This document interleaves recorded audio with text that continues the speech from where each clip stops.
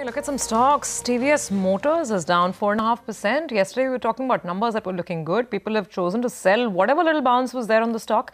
And the stock's pretty much ending towards the lows of the day.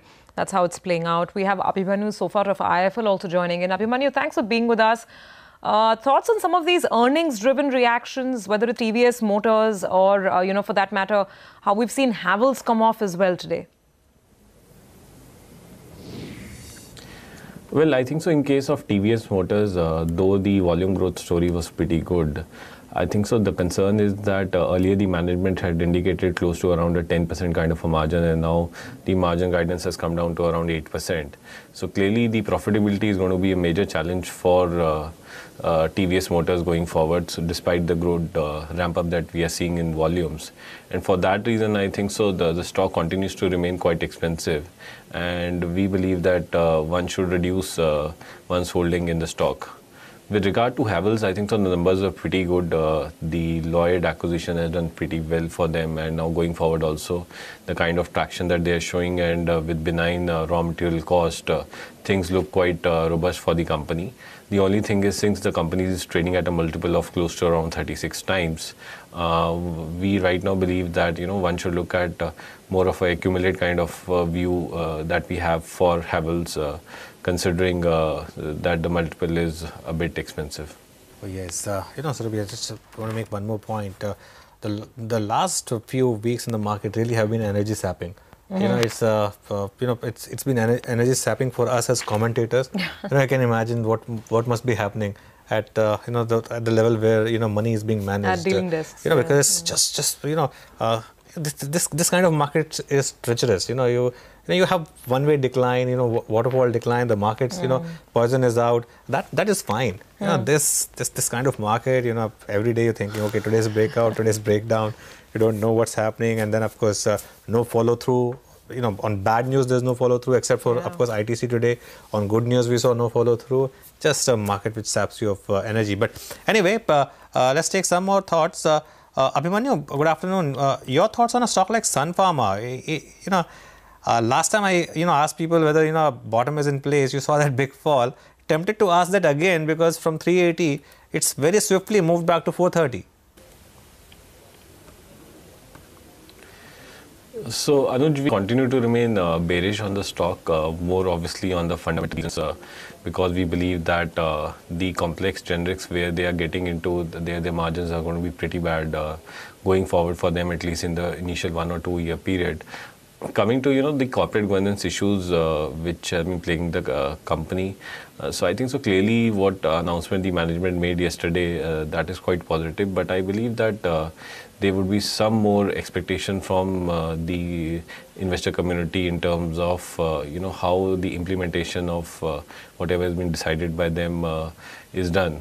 For example, whatever profit has been made by the company, would part of that gets transferred to the wholly owned subsidiary now?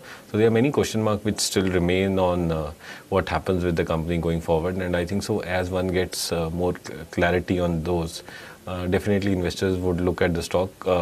Valuation wise it's obviously cheap, but I think so growth also will be a factor that one needs to look at over next year or so. Okay, by the way, as we're closing out, some interesting stocks, on the mid-cap, small-cap screen, for instance, TTK Prestige, Symphony has had a good day today as well. So these are some stocks that are absolutely unscathed by all the volatility in the market, and they're actually going home with solid gains, 5-6%. That's TTK for you, days high, no problems on that one, or even Symphony for that matter. Abhimanyu, just 2 minutes to go. From the consumer basket, what is your top recommendation? So I think so if you look at, say, FMCG side, then probably something like ITC, which came with decent set of numbers. Still we have to work out what are the volume growth numbers for the cigarette business. I think that among the large cap looks quite attractive to us. If you look at Jubilant Foodworks, where last quarter, if you recall, the same store sales was still 20.5%. I think considering that the stock has corrected a bit, I think that stock as well provides a decent amount of risk reward for investors. So these are the kind of stocks that currently we are liking from the consumer space. Okay, by the way, there's a approval from idea on a big rights issue. That's a 25,000 crore rights issue. I think the initial reaction from the market is on the positive side because they're talking about both promoter groups infusing money. It's 11,000 crores from Vodafone, of course, and 7,250 crores will come in from the Aditya Birla Group. So that's a large rights issue and large equity infusion from the promoters. And in case the rights issue is unsubscribed, the promoters have rights to further, subscribe to the issue. So let's see if this puts any kind of bottom in place for the stock. But at least the first reaction has been on the positive side as far as Vodafone Idea is concerned. That's a big rights issue right now on Vodafone Idea, Surabhi. Okay, that's the Vodafone Idea news. Fundraising as it was expected. We're also coming down to the close of what's been quite a volatile day all over the place. Finally going home with a cut of almost 100 points on the Nifty. How would you sum it up today, Anuj? No, bad day without a doubt, Surabhi. You can't mask this. It's just that, just like the market declines market rallies were narrow, the market decline was also narrow. Yes. That's the only point that I would say in terms of the move on the indices. The mid cap index actually underperformed on a day like today. Anyway, let's talk about stocks. And even if you take a look at the Nifty, 20 Nifty stocks which ended in the green, 30 in the down, but the ones going down had the weight. ITC down about 4.5%, Infosys down about 2%, Mahindra & Mahindra down 2%. Titan, now keep in mind, Titan is a stock which again is showing the same trend. It's going towards 1,000 and 1,000 is turning out to be a great sell. That's how it worked out today as well, 2.5% higher on Titan. Kotak Mahindra Bank was down 1.5%. SBI was down 1.5%, TCS, HDFC were the other stocks which were down. On the way up, you had Sun Pharma, which was up 2.5%. Yes Bank was up 2.5% ahead of its numbers, and some gains in stocks like Tata Steel and JSW Steel as well. The mid-cap screen, Anuj, though relatively speaking, it's better off than the Nifty, 30 points down on the mid-cap index. I will start with the big losers, and today you've got some sharp reactions. I mean, the clearest one of them, of course, was ICICI Prudential. 11% down, absolutely no takers, no sign of buyers at lower levels in this stock. Clear earnings disappointment coming through over here. Reliance Nippon Asset Management, today it was quite a downbeat day for this stock. Also, there are additional reports about tax demands being made about the dividend distribution tax these companies are supposed to charge their investors and then a deposit with the government. So just all-round negativity around some of these insurance and AMC plays. If I talk about other weakness, then TVS Motors really stands out, 4% down. All of yesterday's excitement has gone. And ditto for Havells, about 2% down on that stock as well. Other losers included Motherson, CG Power. These stocks are down about 3%. United Spirits quite nervous ahead of earnings, 3% down on that one as well. BHEL, so these are big stocks and most of them have ended lower. Jet Airways, the speculation continues about whether Etihad will really come in with the money or not. 2%, 3% down actually on that stock as well. Now let me talk about the winners. On the flip side of the screen, you did have some interesting outliers. Granules, for instance, 7% up on that stock, so interesting move there. Avenue Supermart has seen some buyers, 3% up there. Of course, Den and Hathaway are news-oriented stocks with the permissions coming in for the merger with the Reliance Industries. Those two stocks found a little bit of buying traction today. So these were the gainers on the other side. Radico Khaitan was a good number, 2% up on that stock as well. Some sporadic buying on a Sun TV, on a Groove Finance, but nothing much to write home about. Small caps, yes, two stocks that stood out for me. Symphony, something to look at. TTK Prestige, these were two stocks that were really flying high, absolutely unperturbed by the volatility in the rest of the market. So this is how it has closed out. And I think we should be getting numbers from Interglobe hitting the screen in just a moment. This is supposed to be a slightly better quarter. Last quarter was absolute disaster for this company. Hopefully this time around we should get slightly better numbers. That is the anticipation. Remember last time they did a massive loss of 650 crores. We should be getting some more details in. But Anuj, in the meantime, any final thoughts, final word? No, just, it's Indigo's net profit coming on the screen right now, 191 crore. Of course, the stock will react tomorrow. But Surabhi, let's just wait for some kind of follow-through on this as well yesterday, or tomorrow rather. I think if the market sees follow-through and you start to break 10,750, then perhaps, that correction perhaps starts earlier than one thought it would be. But till then, I think I just want to see how things move. Anyway, let me take final thoughts from our guests as well. By the way, that Indigo profit number, I'm just pointing out, it is lower than some of the street estimates. Elara, for instance, was working with a number of almost 400 crores. They've delivered less than 200 crores. Yeah, So I'll get you more. Even Morgan Stanley was a bit higher, but anyway, let's see. Ashwini, so on the Nifty then, since you're saying breakdown is real, what are the next levels that you're working with? Obviously, the US market should show continuation of a decline. B, now the 50-day moving average, which is 10,800 on Nifty futures, that becomes the next level. And finally, 10,550. Since, the large caps took the index higher, that is where the correction will happen. Since mid caps did not go up, you may not have that sort of correction because it's clear 11,000, that lid has been placed on top of 11,000. Once this 10,800 goes, the market would have shown you expansion. Today's action is relevant because till yesterday you were a 20 point up, 20 point down market. Today, if you see the 5-minute chart of the last 1 hour, the entire fall, 100 points on Nifty happened in the last hour. So that way, it looks likely. Sell on rallies. Let's see if we get follow through. Follow through does not mean tomorrow itself we'll have to fall further.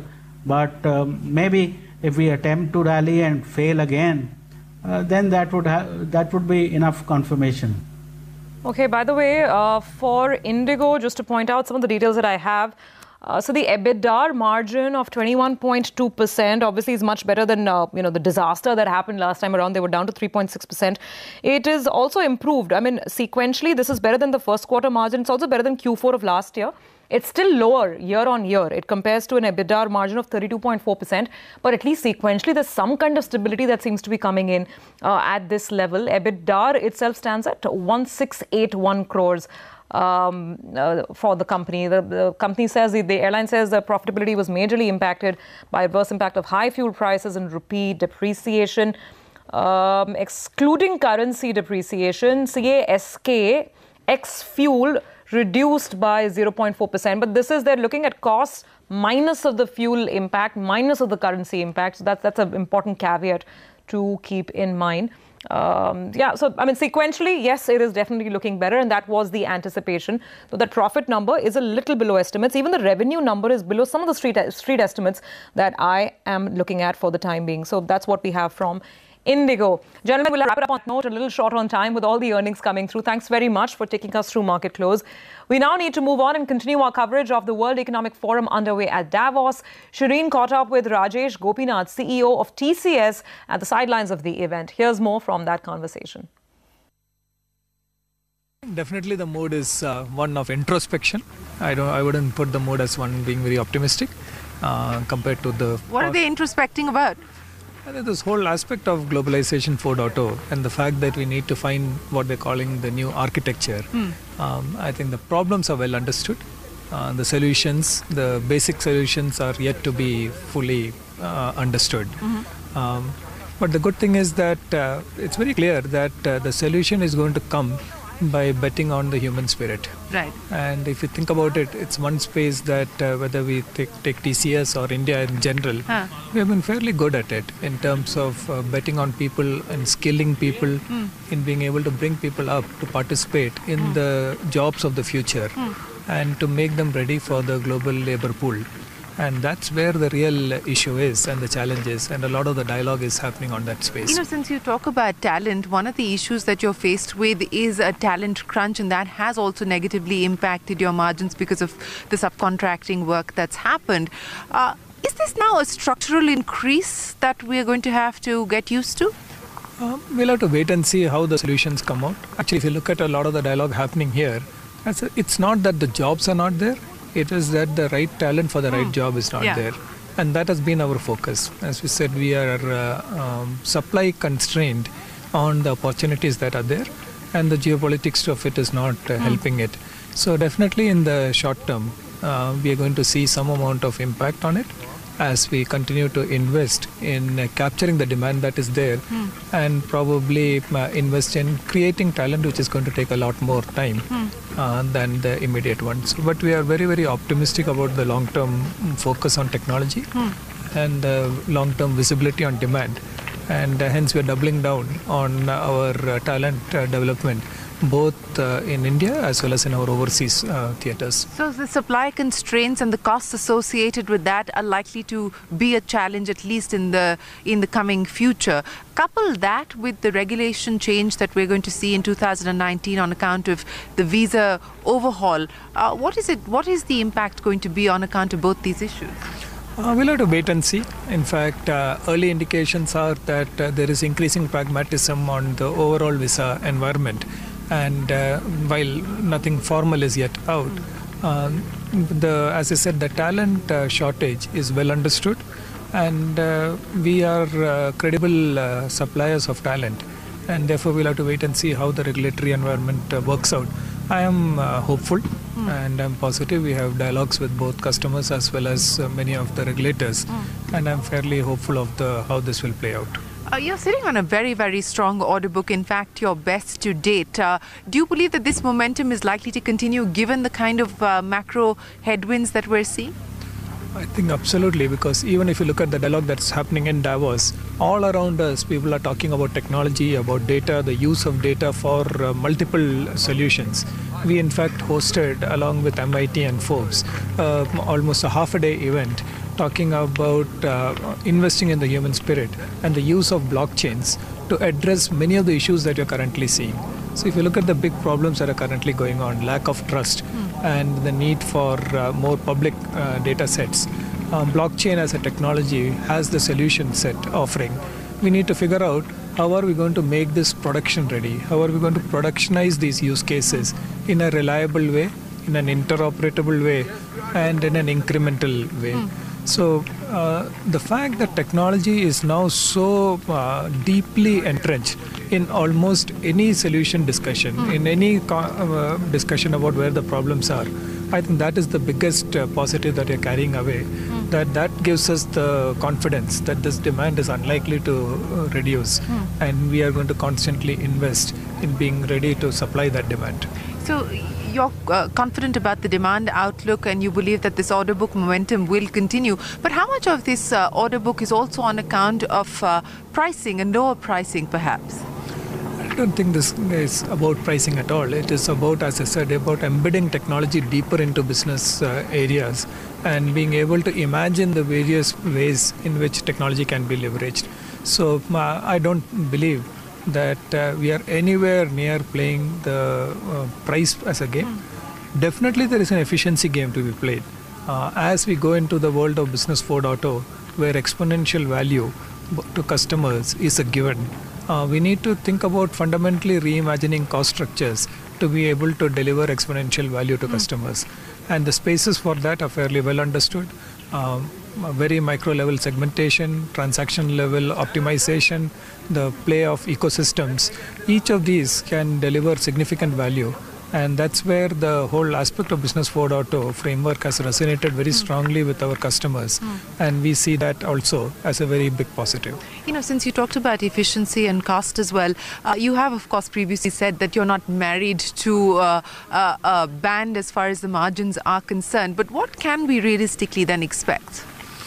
We are fairly confident that the structural margin bands that we see are quite stable. As I have mentioned, the margin is as much an aspect of competitiveness as anything else. And our relative competitiveness is only increasing in this space as we play around. So we will continue to invest to make sure that we are well positioned for the long-term opportunity, which will have its own implications on short-term profiles. But over a medium to long term, we are quite confident about the margin profile that we have been speaking about. Will M&A be a big factor in 2019? M&A is always an ongoing activity in TCS. As we have discussed in the past, I think it's relatively less understood that TCS has probably one of the most successful M&A programs. We continue to remain selective, and at right asset, right price, we are always game.